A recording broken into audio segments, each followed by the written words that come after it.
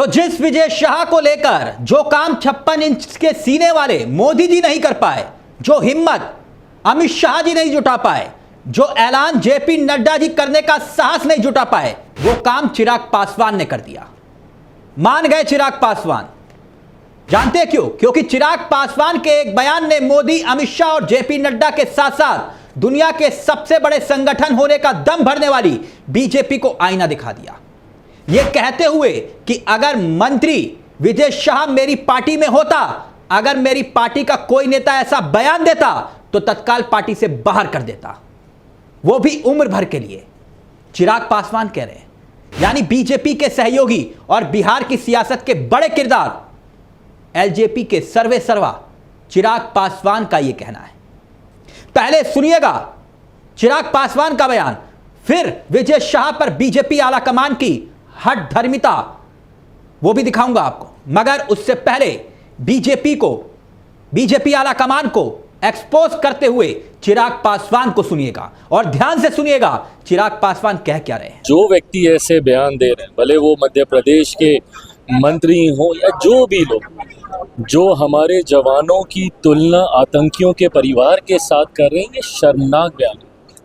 अगर ऐसा बयान मेरी पार्टी का कोई देता तो शायद मैं उसे तत्काल प्रभाव से उम्र भर के लिए पार्टी से बाहर कर देता। यानी चिराग पासवान ने इशारों में सही, लेकिन मोदी, अमित शाह, नड्डा को याद दिला दिया कि जिस पार्टी में चाल, चरित्र और चेहरे का दम भरा जाता है, दावा किया जाता है, वही बीजेपी, उसी की पार्टी में एक मंत्री है जिसने देश की बेटी सोफिया कुरैशी का अपमान किया और वो भी आज भी पद पर बना हुआ है। मगर मोदी जी चुप है, अमित शाह खामोश है और तो और पार्टी के मुखिया जेपी नड्डा जी कोई एक्शन लेने को तैयार नहीं है। दोस्तों, मेरे मन में एक सवाल आया।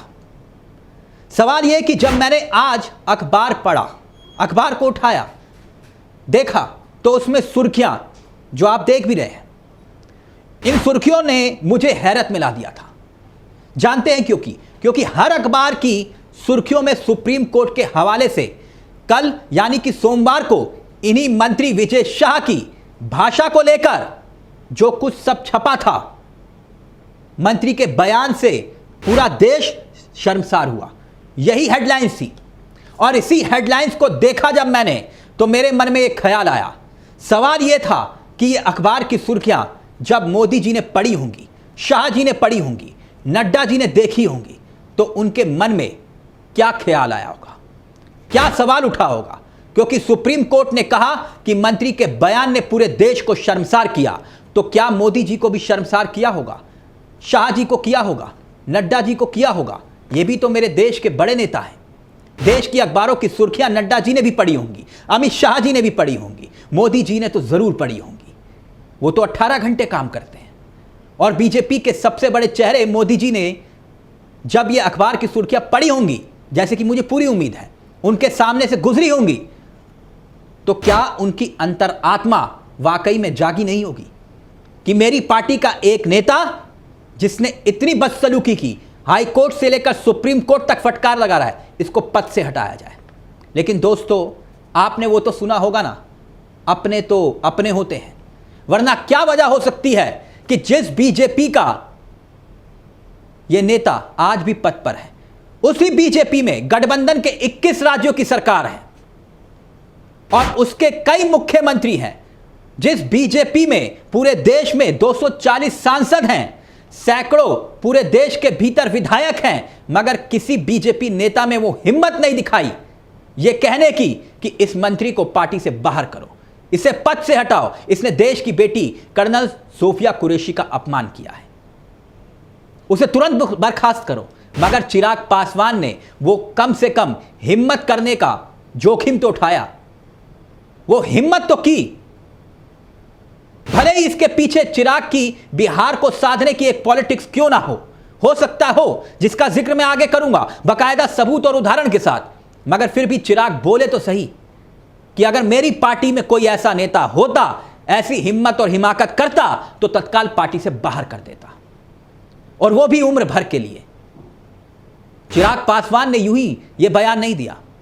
सवाल है 150 करोड़ की आबादी वाला देश अगर विजय शाह के बयान से शर्मसार हो रहा है तो सत्ता में बैठे हुए हमारे बड़े नेता बेशर्मी की मोटी चादर क्यों ओढ़े हुए हैं? मध्य प्रदेश सरकार के मंत्री विजय शाह के बयान की वजह से बीजेपी की पूरी दुनिया में फजीयत हो रही है, लेकिन मोदी जी, अमित शाह जी और नड्डा जी क्यों चुप है? खैर, चिराग के बयान पर एक बार फिर से लौटना चाहता हूं। सवाल यह कि गठबंधन के साथी विजय शाह पर चुप हैं, समूची भाजपा चुप है, तो फिर चिराग पासवान इतनी हिम्मत कैसे जुटा पा रहे हैं और क्यों जुटा रहे हैं? इस सवाल का जवाब एक बयान में छिपा है दोस्तों, जहां चिराग पासवान बिहार पहुंचते हैं और बिहार में एक ऐलान करते हैं। ऐलान नहीं, वही बात दोबारा दोहराते हैं कि उन्हें बिहार बुला रहा है और वो बिहार जरूर आएंगे। पहले ये बयान एक बार फिर से सुनिए, इसके पीछे की कहानी भी बताऊंगा, लेकिन चिराग का ये बयान भी एक बार फिर से सुनिए जो सुर्खियां बटोर रहा है। पर्दे के पीछे की कहानी फिर बताता हूं, देखिए जरा। जो व्यक्ति ऐसे बयान दे रहे हैं, भले वो मध्य प्रदेश के मंत्री हो या जो भी लोग, जो हमारे जवानों की तुलना आतंकियों के परिवार के साथ कर रहे हैं, ये शर्मनाक बयान है। अगर ऐसा बयान मेरी पार्टी का कोई देता तो शायद मैं उसे तत्काल प्रभाव से उम्र भर के लिए पार्टी से बाहर कर देता। दोस्तों, जैसे कि आप जानते हैं कि बिहार में चुनाव है और हाल ही में चिराग पासवान की पार्टी ने एक बैठक पटना में बुलाई थी। अभी बता रहा हूं आपको क्या हुआ दरअसल। और उस बैठक में एक प्रस्ताव पास होता है। अब वो प्रस्ताव आपकी स्क्रीन पर भी है और उस प्रस्ताव में लिखा जाता है कि स्वतंत्र पहचान से पार्टी अपना काम करेगी, यानी स्वतंत्र पहचान। चिराग पासवान सिर्फ पार्टी के भीतर ये प्रस्ताव पास नहीं कर रहे, बल्कि जो बोल रहे हैं वो स्वतंत्र पहचान ही कहलाती है। और स्वतंत्र पहचान का मतलब यह भी होता है कि वो अकेले दम पर चुनाव भी लड़ सकते हैं। और एहसास इस बात का कि समूचे गठबंधन के सहयोगी भले ही आज मोदी जी के रंग में रंग चुके हैं, मगर चिराग पासवान नहीं रंगे। और इस बार पटना की सड़कों पर लगे इन पोस्टरों को देखिए, जहां सारी की सारी कहानी का निचोड़ है। निचोड़ क्या है? जिसमें चिराग पासवान को सीएम प्रोजेक्ट करने वाले पोस्टर लगे हुए आप देख सकते हैं। मगर फिर भी मैं कहूंगा कि मध्य प्रदेश के मंत्री को लेकर चिराग पासवान का बयान भले ही सियासी हो, मगर है हिम्मत वाला। कम से कम बोलने की हिम्मत तो दिखाई।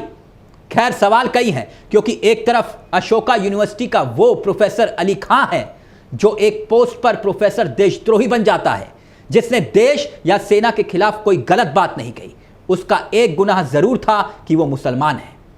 लेकिन मोदी जी, शाह जी, नड्डा जी की पार्टी का मंत्री, जिसके गुनाह के सबूत मौजूद हैं, जिसके गुनाह का स्वतः संज्ञान लेते हुए हाई कोर्ट ने एफआईआर दर्ज करने के आदेश दिए, जिसके गुनाह को सुप्रीम कोर्ट ने माफी लायक तक नहीं माना, वो मंत्री आज भी बीजेपी का लाडला है, आंखों का तारा है। अब सहयोगी इस्तीफे की बात कह रहे हैं, लेकिन कोई एक्शन लेने को तैयार नहीं। ऑपरेशन सिंदूर पर महज एक फेसबुक पोस्ट लिखकर कुछ जरूरी सवाल उठाने वाला प्रोफेसर अली खां गिरफ्तार हो सकता है, लेकिन कर्नल सोफिया कुरैशी को आतंकियों की बहन बताने वाला मंत्री आज भी खुली हवा में सांस ले रहा है। हाई कोर्ट, सुप्रीम कोर्ट से इतनी फटकार लगी कि उसके बावजूद चाल चरित्र और चेहरे की बात करने वाली, बेटी के सम्मान में बीजेपी मैदान में है का नारा लगाने वाली बीजेपी का लाडला आज भी ये शाह बना हुआ है, कुर्सी पर है, पद पर है।